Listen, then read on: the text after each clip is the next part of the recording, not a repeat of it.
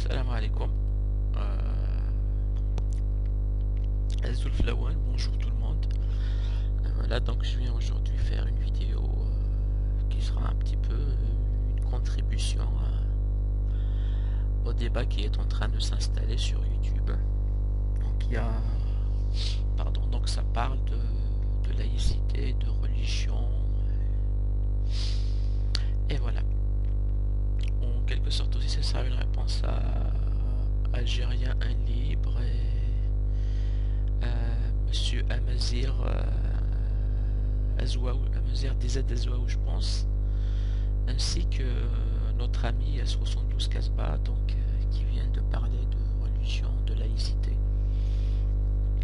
De toute façon, moi je vous le dis tout de suite, donc je suis tout à fait de l'avis de Algérien Libre. L'Algérie est un pays musulman, on a une culture musulmane, comme Sarkozy et tous les politiques français disent que la France est si je peux dire, d'origine judéo-chrétienne. C'est-à-dire tu peux dire tout ce que tu veux, ce sont des chrétiens et des juifs. Bon, on s'en fout. On va parler que de l'Algérie. Je pense qu'avant de parler de religion et de laïcité, de l'islam, il faut d'abord qu'on sache au moins qu'est-ce que c'est que la laïcité. Donc je vous invite à écouter Vincent Payon.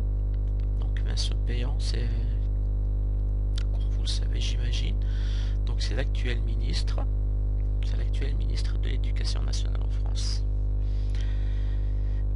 Voilà, donc je vous invite à l'écouter. Je vais essayer de faire passer les trois parties. Après, je vous dirai ce que je pense. Comme malheureusement j'ai que 15 minutes, on va essayer d'aller un petit peu plus vite. Allez, je vous laisse écouter.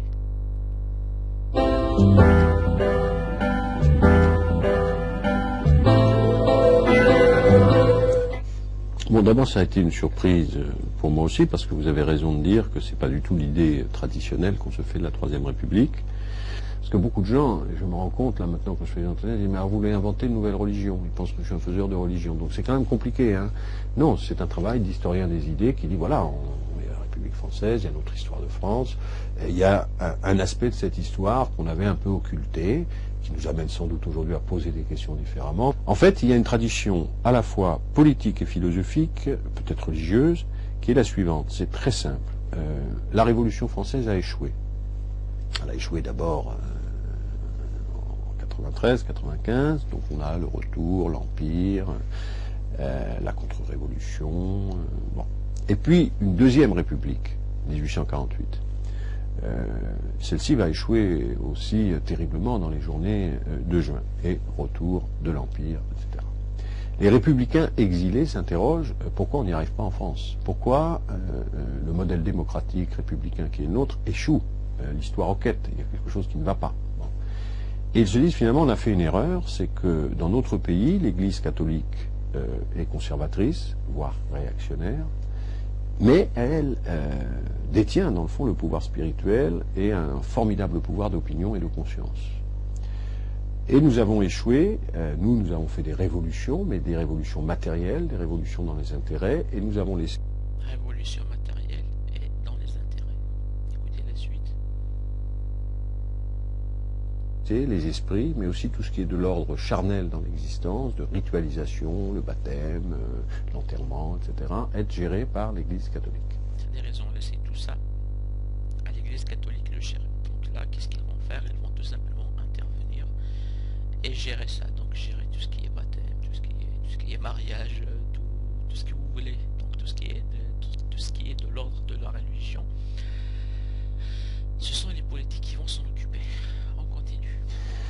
Dans un certain nombre de démocraties modernes, ils ont réussi à instaurer leur démocratie ou leur république. C'était un modèle au XIXe siècle. C'est l'Angleterre, les États-Unis, les Pays-Bas, parce qu'ils ont la religion protestante, qui est une religion qui correspond à la République, à la modernité, parce qu'elle est une religion de libre examen. Mais en France, certains ont tenté d'ailleurs des vagues de conversion au protestantisme. Hein. Eugène Sue, Jean Bobéro raconte ça très bien dans ses ouvrages. D'un autre côté, le philosophe Charles Renouvier, par exemple, ça ne marche pas. Parce que le pays... Donc il faut que nous inventions pour établir la République, une spiritualité, voire une religion.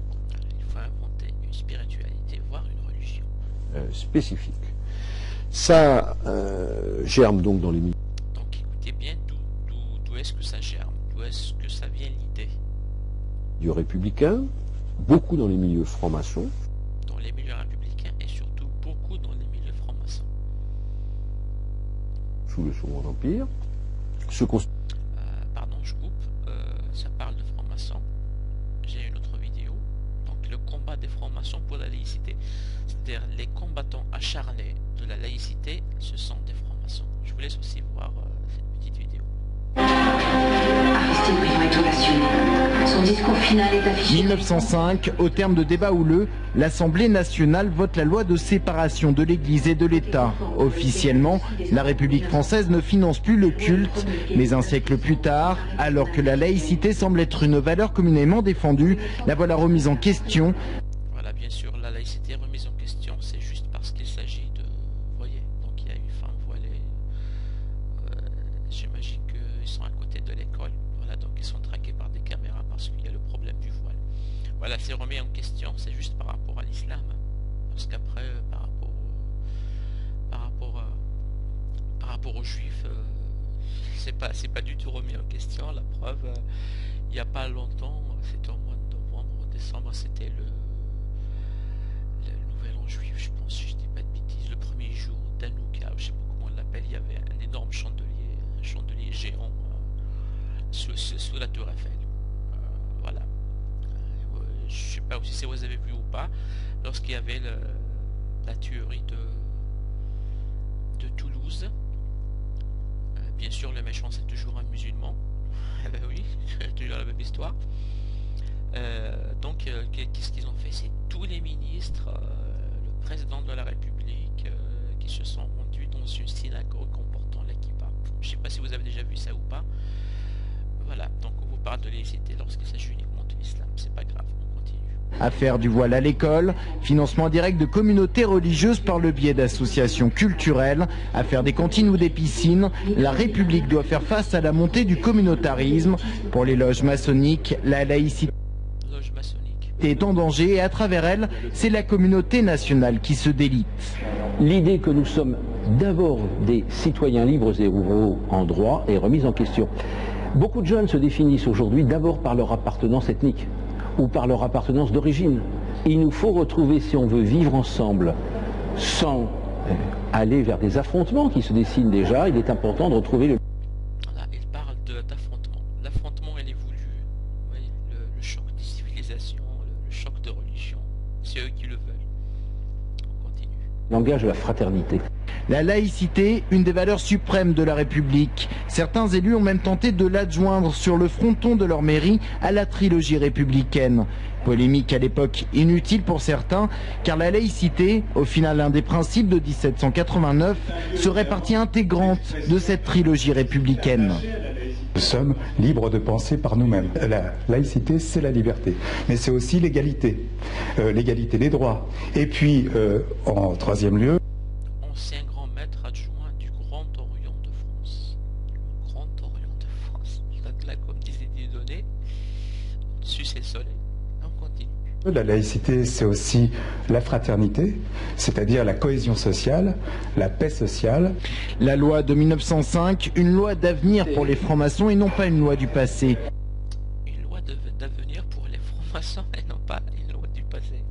Pour Patrick Kessel, journaliste et ancien grand maître du Grand Orient de France, il faut l'inscrire dans la Constitution afin de mieux garantir la laïcité.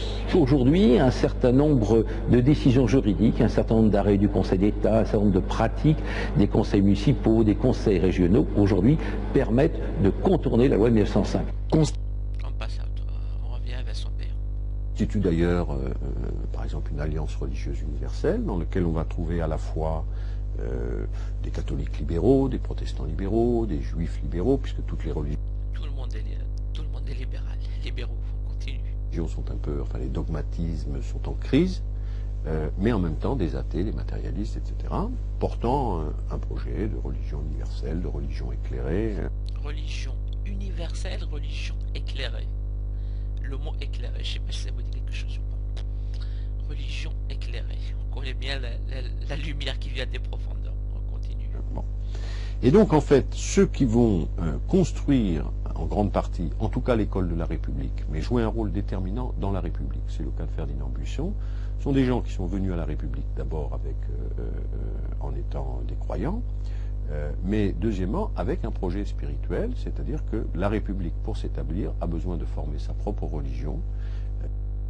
La République a besoin de former sa propre religion. Qu'ils vont appeler d'ailleurs, ça c'est un paradoxe incroyable, en tout cas une surprise, c'est un étonnement pour moi, jeune chercheur, la laïcité. La laïcité.